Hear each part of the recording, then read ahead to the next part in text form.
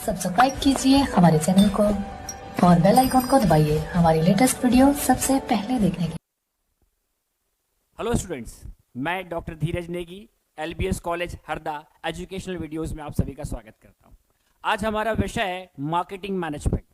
BBA second year और BCom honour second year के विद्यार्थियों के लिए ये विषय बहुत ही महत्वपूर्ण है, मार्केटिंग मैनेजमेंट। और आज हमारा टॉपिक है सेलिंग वर्सेस मार्केटिंग। स्टूडेंट्स, इसके पहले हम लोगों ने मार्केटिंग मैनेजमेंट में मार्केटिंग के बारे में बात की थी कि व्हाट इज अ मार्केटिंग। और जब हमने इस पर बात की थी तो कुछ ऐसे पल हमारे सामने आए थे जब हमने सीखा था कि ऐसा उत्पाद जो शायद सामने वाले के लिए जरूरी नहीं है, पर हमने मार्केटिंग के थ्रू एक ऐसा व्यू उसके सामने बना दिया ताकि वो उसे परचेस करने के लिए तैयार हो जाए। आज उन्हीं दोनों चीजों को एक बार फिर से हम लोग देखेंगे, सेलिंग वर्सेस मार्केटिंग।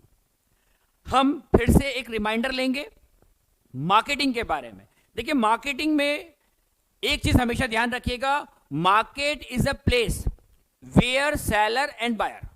मार्केट एक ऐसा प्लेस है जहां पर दो व्यक्ति होते हैं, एक बेचने वाला होता है और दूसरा खरीदने वाला होता है। इस बेचने वाले और खरीदने वाले के बीच में जो आपस में एक रिश्ता बनता है, उस रिश्ते की सबसे बड़ी वजह कहीं ना कहीं मार्केटिंग रहती है। आगे बढ़ते हैं हम स्टूडेंट्स। एक छोटी सी डेफिनेशन मैंने आप लोगों को पिछली बार भी बताई थी और यह डेफिनेशन बहुत ही यूजफुल है आपके लिए। Marketing is the management process that identify मतलब मार्केटिंग के जरिए आप अपने प्रोडक्ट से जुड़ा हुआ कस्टमर को सबसे पहले आइडेंटिफाई करते हैं कि मेरा कस्टमर कौन है, मेरा कस्टमर कहां पर है, और उसके बाद फिर हम धीरे धीरे आगे बढ़ते हैं। एक व्यू पूरा, what is a marketing. Marketing just like the point on online marketing. वर्तमान समय में ऑनलाइन मार्केटिंग बहुत ही यूजफुल टर्म है, क्योंकि आज देखने में आ रहा है कि जो ये ऑनलाइन मार्केटिंग पोर्शन है ये अपने आप में बहुत महत्वपूर्ण है। आज एक ऐसी महामारी का सामना हम लोग कर रहे हैं जिसमें सारे शटर डाउन हो गए थे, बट ऑनलाइन का शटर ओपन हो गया था और बहुत सारी यूजफुल चीजें हमें वहां से मिल रही थी। ऐसे ही बढ़ते हैं तो public relations.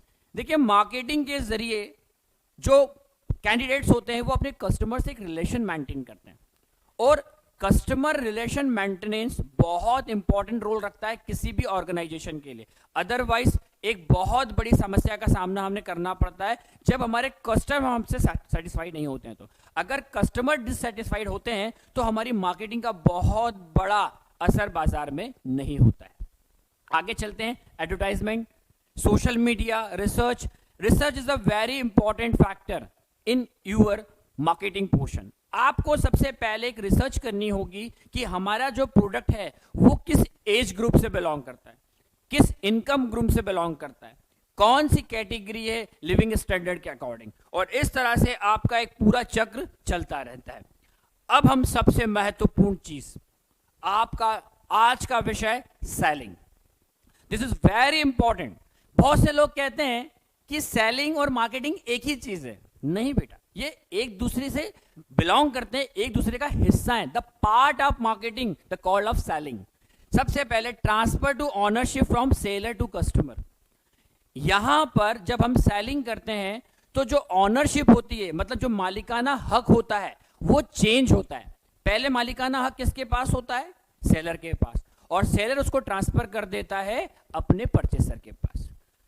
Target on selling the product produced, मतलब हमारा एक टारगेट होता है कि हम अपने प्रोडक्ट को प्रोड्यूस करें, फिर उसके बाद हम उसकी सेलिंग की बात करें।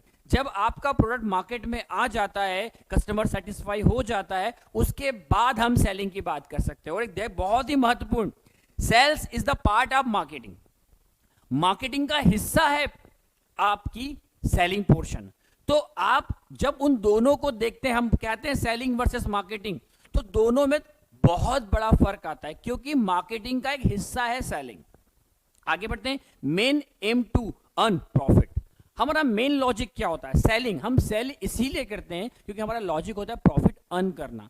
मार्केटिंग हम अपने प्रोडक्ट को आगे ले जाने के लिए करते हैं, बाजार में, मार्केट में स्टैब्लिश कराने के लिए करते हैं, कस्टमर के माइंड में सेटअप करने के लिए करते हैं, बट सेलिंग का सबसे इंपॉर्टेंट रोल होता है प्रॉफिट अर्न करना। ये सेलिंग के आसपास ये चीजें घूमती रहती। सबसे पहले इमेज, प्रोडक्ट की इमेज। प्रोडक्ट की इमेज कस्टमर के माइंड में अगर पॉजिटिव बनी हुई है तो बहुत ज्यादा तकलीफ नहीं उठानी पड़ेगी आपको सेलिंग करने में। लेकिन यदि कस्टमर के दिमाग में थोड़ी सी भी नेगेटिविटी आ गई है तो डैम श्योर आपको प्रॉब्लम आएगी। इसी के बाद आगे बढ़ते हैं प्राइसिंग। प्राइसिंग अपने आप में एक बहुत इंपॉर्टेंट फैक्टर है। आपका प्रोडक्ट और आपके कॉम्पिटिटर प्रोडक्ट की कॉस्टिंग अगर मैच कर रही है तो ठीक है, बट अगर आपका प्रोडक्ट औरों से ज्यादा है कॉस्ट वाइज तो फिर हमें थोड़ा सा एक कंपटीशन फेस करना पड़ेगा।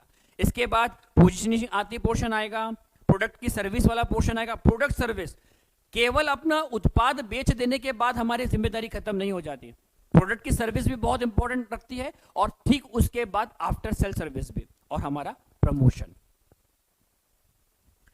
आगे चलते हैं, एक कंपैरिजन, मार्केटिंग और सेल्स का कंपैरिजन है। अब यहां पर देखिए, trying to get the company to make what the customer wants. मतलब हम मार्केटिंग के जरिए ये पता करते हैं कि कस्टमर क्या चाहता है, और यहां देखिए सेल्स में trying to get customers to want what the company makes. यहां पर कस्टमर को ये पता करना होता है कि कंपनी ने क्या बनाया है। ये सारी चीजें छोटी छोटी, it is a wide concept, बहुत बड़ा, और ये नैरो कॉन्सेप्ट। मतलब मार्केटिंग का एरिया बहुत बड़ा होता है और सेल्स का एरिया छोटा होता है, क्योंकि सीधे कस्टमर टू जो है रिलेशनशिप बनती है और परचेसर और सेलर अपना काम पूरा कर दे। इसी तरीके से आप स्टेप बाय स्टेप से देखते हैं तो ये जो पोर्शन है मार्केटिंग और सेल्स का, तो हमें ये चीज समझ में आ जाती है कि सेलिंग एक छोटा भाग है बल्कि मार्केटिंग एक बहुत बड़ा हिस्सा है।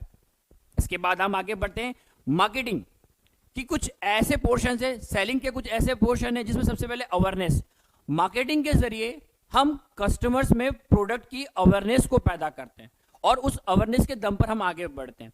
हम इसके बाद आगे बढ़ते हैं कंसिडरेशन पोर्शन, फिर उसके बाद में हम लोग नीचे पहुंचते हैं लॉयल्टी। ये सब चीजें हम जो देखते हैं वो मार्केटिंग फंडास होते हैं। मतलब या सामान्य भाषा में अगर मैं आपको कहूं तो हम कस्टमर के दिमाग में अपने प्रोडक्ट के लिए एक पॉजिटिव पूरी की पूरी छवि बना लेते हैं। इसके बाद आगे बढ़ते हैं तो ये लीड जनरेशन, इसके बाद आप आगे बढ़ते हैं लीड क्वालिफिकेशन और कोर्सेस वगैरह, और ये पूरा का पूरा जो पोर्शन आ रहा है ये सेलिंग और मार्केटिंग के वो हिस्से हैं। एक बहुत छोटी सी चीज हम देखते हैं CRM, ये कस्टमर रिलेशन मैनेजमेंट है। यहाँ कि इस पोर्शन को मैनेज करने के लिए PRO, पब्लिक रिलेशन ऑफिसर का यूज भी किया जाता है, क्योंकि अगर आपने कस्टमर को सेटिस्फाई किया है तो आपकी सेलिंग को कोई नहीं रोक सकता, आपकी मार्केटिंग को और 4 चांद लग जाते हैं। आगे बढ़ते हैं, कुछ कॉन्सेप्ट हम लोगों ने देखे। ये कॉन्सेप्ट जो है अलग अलग, ये जो है पोर्शन था selling concept then marketing concept. देखिए जब हम सेलिंग की बात करते हैं तो फैक्ट्री से स्टार्टिंग होती है, लेकिन जब मार्केटिंग की बात करते हैं तो मार्केट से स्टार्ट होती है। इसीलिए दोनों के जो पॉइंट्स हैं वो अलग अलग होते हैं। यहां पर हम प्रोडक्ट की बात कर रहे हैं क्योंकि फैक्ट्री की बात हो रही है, यहां सेलिंग की बात। लेकिन जैसे ही हम सेलिंग में आगे बढ़ते हैं तो यहां भी प्रॉफिट है और मार्केटिंग भी किस चीज के लिए काम कर रहा है, प्रॉफिट के लिए। मतलब कहने का मतलब है कि कंपनी हो या ऑर्गेनाइजेशन हो, इन द लास्ट जब वो कंज्यूमर के पास या कस्टमर के पास पहुंच जाती है तो उसका तो एक ही लॉजिक होता है और वो होता है प्रॉफिट अर्न करना। आगे बढ़ते हैं, कोल्ड कॉलिंग। देखिए ये सेलिंग का एक बहुत बड़ा हिस्सा है। कोल्ड कॉलिंग से मतलब है अपने कस्टमर से मिलते रहना, उनके टच में रहना। आज आप वर्तमान समय में ऐसे बहुत सारे एस्टैब्लिश प्रोडक्ट हैं जो बाजार में अवेलेबल है, बट उसके बावजूद भी उनकी मार्केटिंग होती रहती है। आगे बढ़ते हैं, कुछ कंस्ट्रक्टिव जो सेलिंग होती है, उसके बाद में डायरेक्ट सेलिंग होती है, customer to customer, door to door. हम उसके बाद सॉल्यूशन सेलिंग पर बात करते हैं, एक्शन होता है और ओपन सोर्सेस होता है। ये सब सेलिंग के अलग अलग हिस्से हैं, बट इसमें सबसे ज्यादा कोल्ड कॉलिंग।